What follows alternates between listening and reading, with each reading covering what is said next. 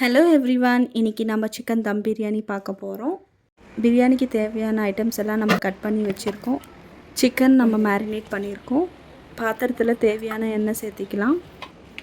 கூடவே நம்ம பட்டை, லவங்கம், ஏலக்காய், வெங்காயம் சேர்த்து பொன்னிறமாக வறுத்துக்கலாம். நம்ம ப்ரௌன் ஆகிற வரைக்கும் ஃப்ரை பண்ணிக்கலாம். கூடவே நம்ம இஞ்சி பூண்டு பேஸ்ட்டை சேர்த்திக்கலாம். கொத்தமல்லியும் புதினா ஒரு 10 செகண்ட்ஸு ஃப்ரை பண்ணி பச்சை மிளகாவும் தக்காளியும் போட்டு கிண்டி விடலாம். தக்காளி போட்டுக்கணும். தக்காளியை நல்லா மிக்ஸ் பண்ணி விட்டு கூடவே தயிர் சேர்த்திக்கலாம். தயிர் ஸ்கிப் பண்ணிக்கலாம், வேணும்னா சேர்த்திக்கலாம், வேண்டாம்னா ஸ்கிப் பண்ணிக்கலாம். தயிர் சேர்த்துனதுக்கப்புறம் மிளகாத்தூள், கொஞ்சமாக உப்பு போட்டு நல்லா தக்காளி மசியே நம்ம கிண்டிக்கணும். கிண்டினதுக்கப்புறம் நம்ம ஆல்ரெடி மேரினேட் பண்ணியிருக்கோம் சிக்கனை.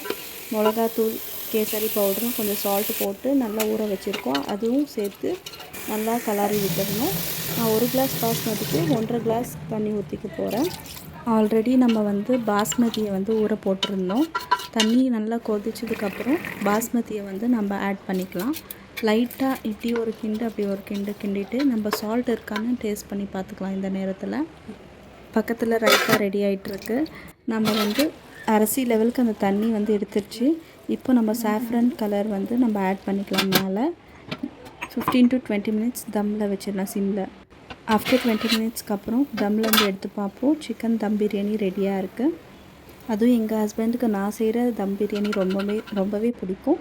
நீங்களும் வீட்டில் ட்ரை பண்ணி பாருங்கள் இந்த சிம்பிளான chicken dum biryani. Please do subscribe and like பண்ணுங்கள். Good food, good health. Thank you.